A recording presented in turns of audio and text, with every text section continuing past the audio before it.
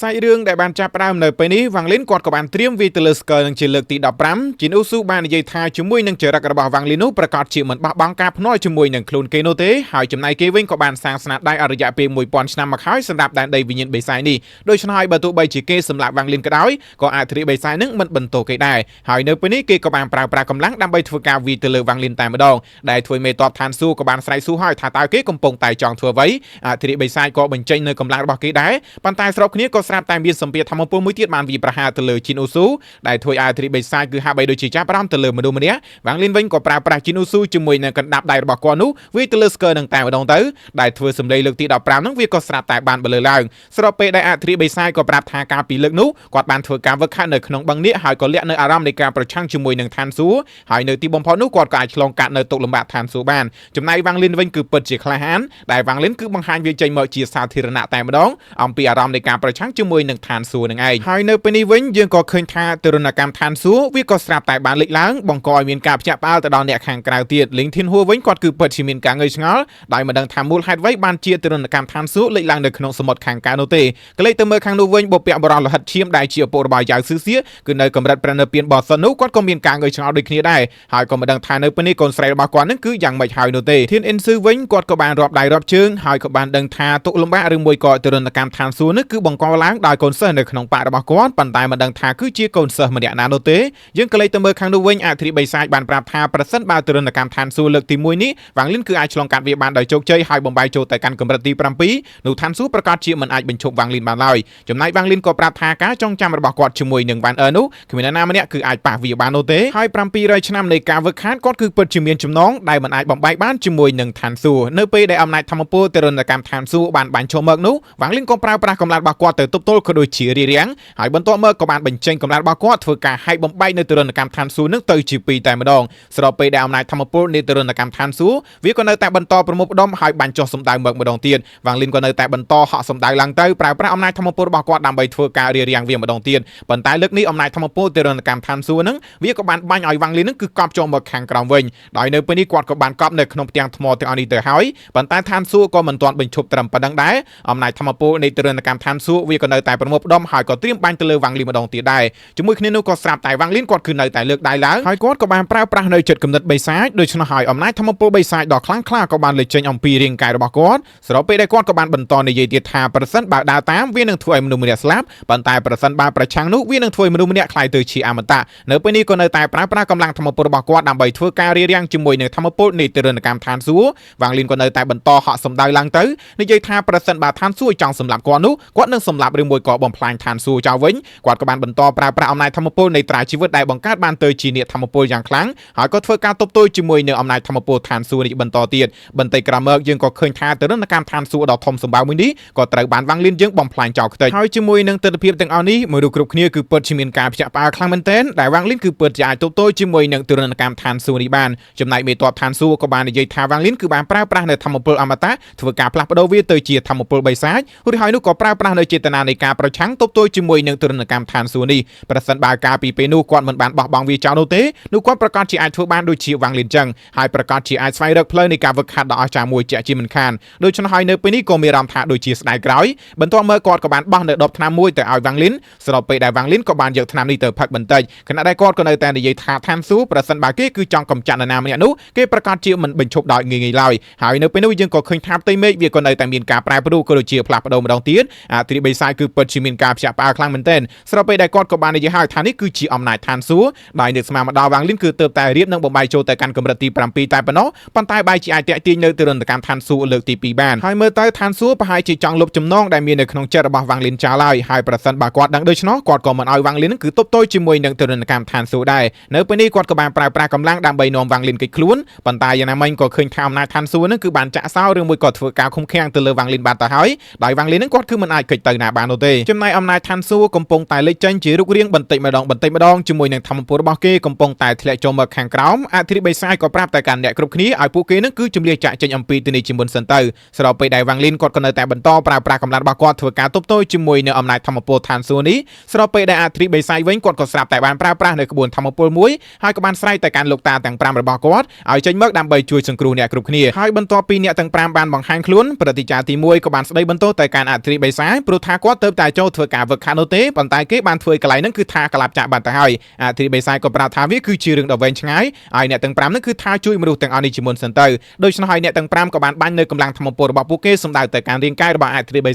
ីហើយជាមួយនឹងក្បួនធម្មពលដែលអធិបតីបានប្រើប្រាស់នោះវាក៏បានជួយសង្គ្រោះមនុស្សគ្រប់គ្នាចំណែកព្រឹទ្ធាចារ្យក៏នៅតែប្រាប់ទៅកាន់អធិបតីថាគេនឹងក៏គួរតែគេខ្លួនចាក់ចេញអំពីទីនេះមួយរយៈសិនទៅហើយបន្តមកអ្នកទាំង5ក៏បាននិយាយថាពួកគាត់នឹងគឺជាកូនចៅរបស់បិសាចបុរាណហើយពួកគាត់នឹងគឺបានលើកអំពីព្រំដែននៃច្បាប់ឋានសួគ៌រួចទៅហើយដូច្នោះហើយថ្ងៃនេះពួកគាត់គឺចង់សាកអំពីអំណាចធម្មពលឋានសួគ៌វិញម្ដងហើយនៅពេលនេះអ្នកទាំង5ក៏បានធ្វើការប្រមូលផ្ដុំកម្លាំងធម្មពលគ្នាបង្កើតបានទៅជាក្បួនធម្មពលក៏ដូចជាក្បួនការពារមួយទប់ទល់ជាមួយនឹងអំណាចធម្មពលនៃឋានសួគ៌ប៉ុន្តែយ៉ាងណាមិញចំពោះអំណាចធម្មពលឋានសួគ៌ដែលជាទរណកម្មលើកទី2នេះវាគឺពិតជាខ្លាំងមែនទែនហើយធម្មពលរបស់វានៅពេលនេះក៏បានបន្តបាញ់សម្ដៅចូលទៅរកវ៉ាងលីនបណ្ដាលរាងកាយរបស់វ៉ាងលីនក៏បានកប់ធ្លាក់ចូលទៅខាងក្រោមទៅវ៉ាងលីនក៏បាននិយាយថាគេនឹងគឺមិនបានរំខានទៅដល់បេះដូងតើនៃការវឹកហាត់របស់គាត់នោះទេដូច្នោះហើយក៏សួរថាតើគេនឹងគឺចង់លុបបំបាត់នៅអត្តភាពរបស់គាត់មែនទេនិយាយហើយថាប្រសិនបើគេគឺចង់បំផ្លាញរាងកាយរបស់គាត់នោះវាគឺពិតជាងាយស្រួលណាស់ប៉ុន្តែប្រសិនបើចង់បំផ្លាញបេះដូងតើរបស់គាត់នោះក៏ដេកយល់សពទៅប៉ុន្តែយ៉ាងណាមិញក៏ឃើញថានៅពេលនេះព្រឹទ្ធាចារ្យទាំង5គឺមិនអាចទប់ទល់បាននោះទេដូច្នោះហើយរអ្នកការពាររបស់គាត់ក៏ត្រូវបានបំបែកស្របពេលដែលសម្ពាធធម្មពលនៃអំណាចឋានសួគ៌នឹងក៏បានធ្លាក់ចុះមកខាងក្រោមទាំងស្រុងតែម្ដងបណ្ដាលអ្វីគ្រប់យ៉ាងនៅពេលនេះក៏ត្រូវបានបំផ្លាញចោលហើយសូម្បីតែរាងកាយរបស់វ៉ាងលីនក៏មានសញ្ញានៃការបំផ្លាញចោលផងដែរចំណែកព្រឹទ្ធាចារ្យទាំង5វិញគាត់គឺលែងឆ្ងល់ទៀតហើយដែលគេនិយាយថាអំណាចធម្មពលឋានសួគ៌គឺអាចសំណល់អ្វីគ្រប់យ៉ាងបានដោយសារតែវាគឺពិតជាគួរឲ្យខ្លាចខ្លាំងមែនទែនចំណែកវ៉ាងលីនគាត់ក៏នៅតែព្យាយាមតស៊ូហើយក៏ព្យាយាមក្រោកឡើងស្របពេលដែលគាត់ក៏បានស្រែកទៅកាន់វាថាឲ្យមើលទៀតមើលហើយគាត់ក៏បានប្រើប្រាស់នៅអំណាចធម្មពលជាមួយនឹងដៃម្ខាងដើម្បីធ្វើការទប់ទល់ក៏ដូចជារារាំងបន្តប៉ុន្តែយ៉ាងណាមិញជាមួយនឹងអំណាចធម្មពលឋានសួគ៌វាក៏បានធ្វើដៃម្ខាងរបស់គាត់នឹងគឺរលាយបាត់ភ្លាមតែម្ដងប៉ុន្តែបើទោះបីជាបែបនេះក្តីវ៉ាងលីនគាត់ក៏នៅតែមិនព្រមបោះបង់ដែរដោយគាត់ក៏បានប្រើប្រាស់កម្លាំងជាមួយនឹងដៃម្ខាងទៀតដែលនៅសេសសល់នឹងធ្វើការទប់ទល់ជាមួយនឹងវាបន្តទៀតទៅគាត់បាននិយាយទៀតថាយ៉ាងណាមិញថ្ងៃនេះបើទោះបីជារាងកាយរបស់គាត់គឺត្រូវបានបំផ្លាញចោលហើយជីវិតរបស់គាត់គឺត្រូវបានបញ្ចប់រាងកាយរបស់គាត់ប្រែក្លាយទៅជាផេះក្តោយក៏គាត់គឺនៅតែមិនព្រមចោះចាញ់ដែរហើយនៅពេលនេះយើងក៏ឃើញថារាងកាយរបស់វ៉ាងលីនគឺស្ទើរតែត្រូវបានបំផ្លាញចោលទាំងស្រុងបានទៅហើយក្នុងពេលនោះក៏ស្រាប់តែធម្មពលគឺបានលេចចេញអំពីស្គរបិសាចបុរាណអមជាមួយនឹងសម្លេងមួយដែលបាននិយាយថាទប់ទល់ជាមួយនឹងអំណាចធម្មពលឋានសួគ៌ជាមួយនឹងរាងកាយសាមញ្ញធម្មតាវាគឺពិតជាគួរឲ្យចាប់អារម្មណ៍ហើយរយៈពេលរាប់ម៉ឺនឆ្នាំមកនេះវ៉ាងលីនគឺជាមនុស្សម្នាក់ហើយនៅក្នុងចំណោមអ្នកវឹកហាត់តិចតួចដែលពួកគេបានធ្វើការប្រឆាំងជាមួយនឹងអំណាចធម្មពលឋានសួគ៌ដោយអ្នកខ្លះវិញគឺត្រូវបានឋានសួគ៌ធ្វើការវាយប្រហារទៅលើពួកគេរហូតដល់ពលឹងរបស់ពួកគេក៏បានរលាយបាត់ហើយចំណែកអ្នកខ្លះទៀតក៏ក្លាយទៅជាអាយុរបស់ឋានសួគ៌ប៉ុន្តែចំពោះវ៉ាងលីនវិញគាត់គឺនៅតែប្រកាន់ខ្ជាប់នៅឧត្តមគតិរបស់គាត់ដោយធ្វើការវឹកហាត់បំបែកចូលទៅកាន់កម្រិតទី7ប្រឆាំងជាមួយនឹងឋានសួគ៌ស្របពេលដែលវ៉ាងលីនក៏បានសែកសួរគេថាតើគេគឺជានរណាសម្លេងនឹងក៏នៅតែរៀបរាប់ទៀតថាការពីដើមឡើយនោះការពីរាប់ម៉ឺនសិបឆ្នាំដែលបានកន្លងផុតទៅរាប់ម្ដងនោះក៏មាននៅកសម្ព័ន្ធមួយដែលមានឈ្មោះថាបុរាណដែលគេគឺបានកើតមកប្រឆាំងជាមួយនឹងឋានសួគ៌ដោយគេក៏បានធ្វើការលេបយកនៅទរណកម្មឋានសួគ៌ប្រៀបបីដូចជាផឹកស្រាទំពាំងបាយជូរអញ្ចឹងហើយពួកគេក៏បានដើរនៅលើអំណាចធម្មពលឋានសួគ៌ប្រៀបបីដូចជាចិនដាហើយពួកគេនឹងគឺជាត្រកូលដំបូងគេដែលបានកើតមកប្រឆាំងជាមួយនឹងឋានសួគ៌នៅក្នុងពិភពលោកនេះបន្ទាប់មកត្រកូលនេះក៏បានបែងចែកទៅជា3ដោយអ្នកដែលប្រឆាំងជាមួយនឹងច្បាប់ទាំងអស់នោះគឺត្រូវបានគេឲ្យឈ្មោះថាព្រះបុរាណហើយអ្នកដែលស្រេកឃ្លាននៅឈាមក៏ដូចជាការសម្លាប់យ៉ាងរង្គាលនោះគឺត្រូវបានគេឲ្យឈ្មោះថាអារ្យបុរាណស្របពេលដែលពួកគាត់វិញគឺត្រូវបានគេឲ្យឈ្មោះថាបិសាចបុរាណហើយប៉ុន្តែគាត់គ្រាន់តែជាពលឹងដែលនៅសេសសល់តែប៉ុណ្ណោះហើយមានតែការរួមបញ្ចូលគ្នាជាមួយនឹងពលឹងនៃបិសាចបុរាណចំនួន8ផ្សេងទៀតតែប៉ុណ្ណោះទៅពួកគាត់នឹងគឺមាននៅរាងកាយពេញលេញឡើងវិញហើយគាត់ក៏បានជាប់គាំងនៅក្នុងស្គរបិសាចបុរាណនេះអស់រយៈពេល1000ឆ្នាំមកហើយប៉ុន្តែនៅថ្ងៃនេះវ៉ាងលីនគឺបានដាក់គាត់ជាមួយនឹងចេតនានៃការប្រឆាំងជាមួយនឹងឋានសួគ៌នឹងឯងដូច្នោះហើយនេះវាគឺជាជោគវាសនាមួយស្របពេលដែលវ៉ាងលីនក៏បានសួរតបទៅវិញថាតើគេនឹងគឺចង់បានអ្វីដែរគេក៏ប្រាប់ថាវាគឺពិតជាងាយស្រួលណាស់ហើយដោយសារតែគេមិនអាចចាកចេញអំពីស្គរបិសាចបុរាណទៅណាបានឆ្ងាយគេចង់ឲ្យវ៉ាងលីនយកនៅពលឹងនៃវត្ថុបុរាណដ៏ពិសិដ្ឋចំនួន8ផ្សេងទៀតមកឲ្យគេដើម្បីឲ្យគេនឹងគឺមាននៅរាងកាយពេញលេញឡើងវិញស្របពេលដែលវ៉ាងលីនក៏បាននិយាយថានៅក្នុងដែនដីវិញ្ញាណបិសាចនេះគាត់មិនមែនជាមនុស្សតែម្នាក់គត់ដែលប្រឆាំងជាមួយនឹងឋានសួគ៌នោះទេដូច្នោះហើយហេតុអ្វីបានជាគេនឹងគឺជ្រើសរើសយកគាត់ស្របពេលដែលបិសាចបុរាណក៏ប្រាប់ថាដោយសារតែមនុស្សទាំងអស់នោះគឺមិនអាចទ្រាំទ្រជាមួយនឹងអំណាចធម្មពលរបស់គាត់បានឡើយប៉ុន្តែចំពោះវ៉ាងលីនវិញវ៉ាងលីនគឺមាននៅអំណាចធម្មពលនៃព្រះបុរាណហើយព្រះបុរាណជាមួយនឹងបិសាចបុរាណនឹងគឺជាត្រកូលតែមួយនោះទេដូច្នោះហើយបានជាវ៉ាងលីនគឺអាចទប់ទល់ជាមួយនឹងអំណាចធម្មពលរបស់គាត់បានចំណែកវ៉ាងលីនក៏តបទៅវិញថាហេតុអ្វីបានជាគាត់គួរតែជួយគេទៅបិសាចបុរាណក៏ប្រាប់ថានោះដោយសារតែគាត់គឺអាចជួយឲ្យវ៉ាងលីនរស់ឡើងវិញជាមួយនឹងអំណាចធម្មពលដ៏ខ្លាំងក្លាដែលអាចទប់ទល់ជាមួយនឹងអំណាចធម្មពលឋានសួគ៌បានសួរទៅកាន់វ៉ាងលីនថាតើគាត់គិតយ៉ាងណាដែរស្របពេលដែលវ៉ាងលីននឹងពេលនេះគាត់ហាក់បីដូចជាយល់ព្រមបាត់ទៅហើយដូច្នោះហើយបើយើងក៏លេចទៅមើលខាងក្រៅវិញអំណាចធម្មពលឋានសួគ៌វាក៏នៅតែបន្តធ្លាក់ចូលមកព្រឹទ្ធាចារ្យទាំង5ក៏នៅតែព្យាយាមទប់ទល់ប៉ុន្តែស្របគ្នាក៏ស្រាប់តែកម្លាំងធម្មពលមួយគឺបានលេចឡើងបណ្ដាលអ្នកទាំង5នោះក៏បានសម្ដៅទៅកាន់ទីតាំងនោះភ្ ភ្លាមតែម្ដងដោយនោះគឺជាកន្លែងរបស់វ៉ាងលីននឹងឯងដោយគាត់គឺកំពុងតែចាប់អារម្មណ៍ជាមួយនឹងកម្លាំងធម្មពលបិសាចយ៉ាងខ្លាំងដែលកំពុងតែលេចចេញអំពីរាងកាយរបស់វ៉ាងលីនយើងក៏លេចទៅមើលរាងកាយរបស់វ៉ាងលីននៅពេលនេះគឺពិតជាកាចខ្លាំងមែនទែនស្របពេលដែលរាងកាយរបស់គាត់ដែលត្រូវបានបំផ្លាញចោលកាលពីពេលមុននៅពេលនេះក៏ត្រូវបានជួសជុលមកវិញយ៉ាងឆាប់រហ័សសូម្បីតែសរសៃជីបចរឆ្អឹងដែលនៅក្នុងរាងកាយរបស់គាត់នឹងក៏ត្រូវបានជួសជុលឡើងវិញដែរហើយមិនត្រឹមតែប៉ុណ្្នឹងទេវាគឺខ្លាំងក៏ដូចជារឹងមាំជាងកាលពីពេលមុនទៅទៀតហើយខណៈដែលរនាំងការពាររបស់ព្រឹទ្ធាចារ្យទាំង5ឯនោះវិញនៅទីបំផុតក៏ត្រូវបានអំណាចឋានសួគ៌នឹងគឺថាបំបីជាម្ដងទៀតហើយខណៈដែលព្រឹទ្ធាចារ្យទាំង5គាត់គឺមិនខ្វល់នោះទេដោយគាត់ក៏បានធ្វើការគោរពទៅកាន់បុព្វបុរសរបស់គាត់ដែលជាបិសាចបុរាណនឹងបន្តិចដែរស្របពេលដែលអំណាចធម្មពលឋានសួគ៌ក៏នៅតែបន្តធ្លាក់ចុះមកវ៉ាងលីនក៏បានยึដកណ្ដាប់ដៃជាមួយនឹងអំណាចធម្មពលរបស់គាត់ហើយក៏ធ្វើការវាយទៅលើអំណាចធម្មពលឋានសួគ៌នេះវិញដោយនៅទីបំផុតនោះវាក៏ត្រូវបានបំផ្លាញចោលខ្ទេចទៅរលកធម្មពលរបស់វាក៏បានសាយភាយបណ្ដាលឲ្យព្រឹទ្ធាចារ្យទាំង5នៅពេលនេះគឺថាប៉ាំងត្រឡប់ទៅលិនពេញហ្នឹងហើយចំណែកអំណាចធម្មពលឋានសួគ៌នៅពេលនេះវាក៏បង្កើតបានទៅជាសត្វមួយហើយក៏បានហក់សម្ដៅចូលទៅរកវ៉ាងលីនម្ដងទៀតស្របពេលដែលវ៉ាងលីនជាមួយនឹងបិសាចបុរាណក៏បានស្រែកហៅថាត្រកូលបុរាណរបស់គាត់នោះគឺមិនដែលខ្លាចឋានសួគ៌នោះទេហើយនៅពេលនេះអ្នកទាំងពីរក៏ចាប់ផ្ដើមធ្វើការប្រយុទ្ធគ្នាបន្តទៀតទៅស្របពេលដែលអំណាចធម្មពលឋានសួគ៌ក៏បានបន្តបាញ់សម្ដៅចូលទៅរកវ៉ាងលីនក៏ប្រើប្រាស់នៅខែលការពារដើម្បីមកធ្វើការរារាំងប៉ុន្តែក៏ត្រូវបានអំណាចធម្មពលឋានសួគ៌នឹងបំបីចោលខ្ទេចហើយវាក៏បានហក់សម្ដៅចូលទៅរកវ៉ាងលីនដូច្នោះហើយវ៉ាងលីនក៏បានបញ្ចេញកម្លាំងរបស់គាត់ដើម្បីធ្វើការទប់ជាមួយនឹងវារួចហើយគាត់ក៏បានចាប់រាងកាយរបស់វាបោកទៅផ្នែកម្ខាងទៀតខ្ទប់ជាមួយនឹងជញ្ជាំងភ្នំប៉ុន្តែវាក៏នៅតែបញ្ចេញកម្លាំងហក់សម្ដៅចូលទៅរកវ៉ាងលីនម្ដងទៀតវ៉ាងលីនក៏បានបញ្ចេញនៅដៃអមតៈជាមួយនឹងធម្មពលរបស់គាត់កាប់ទៅលើរាងកាយរបស់វាប៉ុន្តែវាក៏នៅតែធ្វើការប្រមូលផ្ដុំកម្លាំងធម្មពលបាញ់សម្ដៅចូលទៅរកវ៉ាងលីនគាត់ក៏នៅតែបន្តកិច្ចអំពីធម្មពលទាំងអស់នេះស្របពេលដែលវាក៏នៅតែបន្តហក់សម្ដៅចូលទៅរកវ៉ាងលីនទៀតវ៉ាងលីនក៏មានតែបន្តធ្វើការទប់ទល់ហើយនៅទីបំផុតនោះគាត់ក៏បានកាច់បំបាក់ស្នែករបស់វាបណ្ដាលឲ្យវានៅពេលនេះហាក់បីដូចជាខឹងកាន់តែខ្លាំងដូច្នោះហើយក៏បានបញ្ចេញសម្ដែងដ៏សន្ធោសន្ធៅឡើងស្របពេលដែលបិសាចបុរាណក៏បានស្រូបយកនៅកម្លាំងធម្មពលនេះគាត់បាននិយាយថាវាមានរយៈពេលជាច្រើនឆ្នាំមកហើយដែលគាត់អាក់ខានស្រូបយកនៅធម្មពលឬមួយក៏ភ្លក់នៅរសជាតិនេះប៉ុន្តែក៏ប្រាប់ថាវាគឺនៅតែឆ្ងាញ់ស្របពេលដែលធម្មពលឋានសួគ៌ក៏នៅតែបាញ់ចូលមកគាត់ក៏បានធ្វើការស្រូបយកវាខ្ទេចតែម្ដងហើយចំណែកវ៉ាងលីនគាត់ក៏បានបន្តប្រើប្រាស់កម្លាំងជាមួយនឹងលំពេរបស់គាត់រួចហើយក៏បានគប់សម្ដៅទៅកាន់អំណាចធម្មពលឋានសួគ៌ដោយនៅទីបំផុតនោះវាក៏ត្រូវបានបំបីចោលទៅខណៈដែលផ្ទៃមេឃក៏ប្រែក្លាយទៅជាស្លាស់ត្រឡប់មកវិញ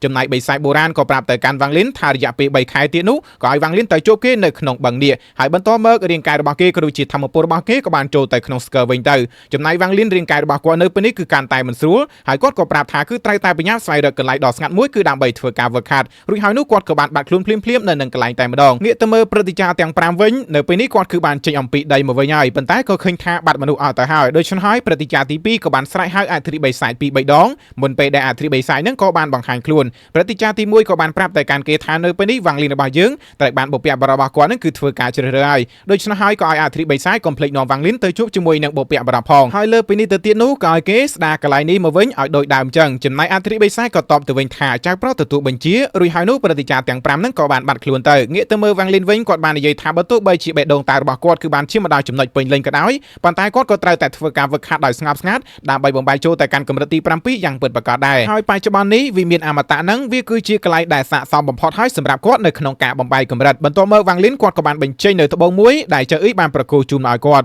់ហើយគាត់ក៏បាននឹកឃើញទៅដល់ពេលវេលានោះដែលចៅអ៊ីបាននិយាយដែរជាមួយនឹងស្ថានភាពរបស់គាត់កាលពីនៅកម្រិតទី5ហ្នឹងត្បូងហ្នឹងវាគឺគ្មានប្រយោជន៍នោះទេប៉ុន្តែប្រសិនបើថ្ងៃណាមួយវ៉ាងលីនចង់បំបីចូលទៅកាន់កម្រិតទី7នោះវាប្រកាសជាមានប្រយោជន៍ហើយវ៉ាងលីនបាននិយាយថាប្រសិនបើនៅក្នុងថ្ងៃនេះគាត់គឺអាចបំបីកម្រិតបានដោយជោគជ័យនោះគាត់នឹងរកវិធីដើម្បីតបស្នងសងគុណទៅកាន់ចៅអ៊ីហើយបន្ទាប់មកគាត់ក៏បានលេបយកនៅត្បូងហ្នឹងរួចហើយក៏ចាប់ផ្ដើមធ្វើការស្រូបយកនៅអំណាចធម្មពលអំពីត្បូងអមតៈដោយធម្មពលជាច្រើនវាក៏ចាប់ផ្ដើមចាក់បញ្ចូលទៅកាន់រាងកាយរបស់គាត់គេបាននិយាយថាប្រសិនបើនរណាម្នាក់ចង់បំបីចូលទៅកាន់កម្រិតទី7តម្រូវឲ្យបេះដូងតើរបស់ពួកគេឈានទៅដល់ស្ថានភាពមួយដែលពេញលេញរួចហើយក៏ប្រើប្រាស់នៅធម្មពលអមតៈដើម្បីធ្វើការចម្រាញ់អាណាចក្រចេតនានៃបេះដូងតើនិងធ្វើការរួមបញ្ចូលនៅធម្មពលនេះជាមួយគ្នាដោយនេះគឺជារឿងព្រេងទានដែលគេឲ្យឈ្មោះថាការត្រាស់ដឹងពេលព្រឹកហើយនៅពេលដែលដំណើរការនៃការផ្សំធម្មពលបឋមគឺត្រូវបានបង្កើតឡើងវាគឺពិតជាមានតម្លៃណាស់ដែលវាបានលេចចេញអំពីពិភពអមតៈហើយដើម្បីក្លាយទៅជាអ្នកវឹកហាត់កម្រិតទី7គឺត្រូវតែប្រើប្រាស់នៅធម្មពលបឋមពិតតបជាប់ជាមួយនឹងជីវិតរបស់ពួកគេហើយនេះគឺត្រូវបានគេឲ្យឈ្មោះថាបុព្វកាលពិតនាំជីវិតត្រឡប់មកវិញអំពីការស្លាប់ទាំង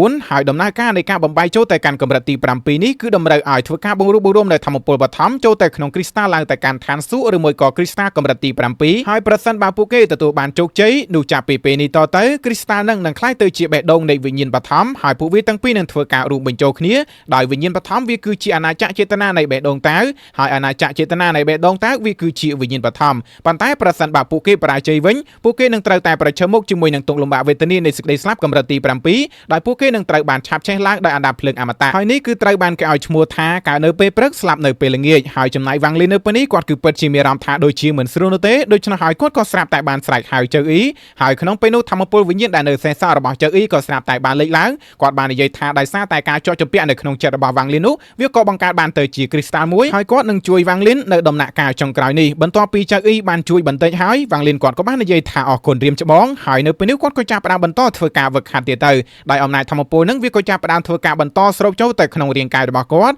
ដែលយើងក៏ឃើញថារាងកាយរបស់វ៉ាងលីនក៏ចាប់ផ្ដើមមានការប្រែប្រួលស្របពេលដែលពេលវេលាក៏ចេះតែកន្លងផុតទៅពីមួយថ្ងៃទៅមួយថ្ងៃពីមួយខែទៅមួយខែពីមួយរដូវទៅមួយរដូវពីមួយឆ្នាំទៅមួយឆ្នាំហើយនៅពេលនេះ10ឆ្នាំគឺបានកន្លងផុតទៅបានទៅហើយស្របពេលដែលវ៉ាងលីនគាត់ក៏នៅតែបន្តធ្វើការវឹកហាត់អំណាចធម្មពលនៅក្នុងរាងកាយរបស់គាត់ក៏នៅតែបន្តមានការប្រែប្រួលហើយវាក៏ស្រាប់តែបានសាយភាយចេញអំពីរាងកាយរបស់គាត់ដែលធ្វើរុក្ខជាតិក៏ដូចជាអ្វីគ្រប់យ៉ាងនឹងគឺចាប់ផ្ដើមមានការលូតលាស់ក៏ដូចជាមានការប្រែប្រួលស្របពេលដែលធម្មពលវាក៏នៅតែបន្តចាក់បញ្ចូលទៅកាន់រាងកាយរបស់វ៉ាងលីនហើយវាក៏ចាប់ផ្ដើមធ្វើការប្រមូលផ្ដុំយ៉ាងល្អឥតខ្ចោះតែម្ដងរួចហើយនោះកម្លាំងធម្មពលដ៏ខ្លាំងវាក៏ស្រាប់តែបានផ្ទុះចេញមើលខណៈដែលរាងកាយរបស់វ៉ាងលីនក៏បានសម្ដៅទៅកាន់កណ្ដាលអាកាសហើយបន្ទាប់មកដៃរបស់គាត់ក៏ចាប់ផ្ដើមមានការផ្លាស់ប្ដូរបន្តិចនោះវិញ្ញាណបឋមវាក៏ស្រាប់តែបានលីបាតហើយកម្លាំងធម្មពលទាំងអស់នេះវាក៏បានចាក់បញ្ចូលទៅកាន់រាងកាយរបស់វ៉ាងលីនបណ្ដាលរាងកាយរបស់វ៉ាងលីននៅពេលនេះក៏មានការផ្លាស់ប្ដូរក៏ដូចជាប្រែប្រួលទាំងស្រុងដោយបច្ចុប្បន្នហ្នឹងគាត់គឺបានបំបែកចូលទៅកាន់ដំណាក់កាលដំបូងនៃកម្រិតទី7ដោយជោគជ័យហើយគាត់បាននិយាយថា700ឆ្នាំនៃការវឹកហាត់នៅទីបំផុតគាត់គឺអាចបំបែកចូលទៅកាន់កម្រិតទី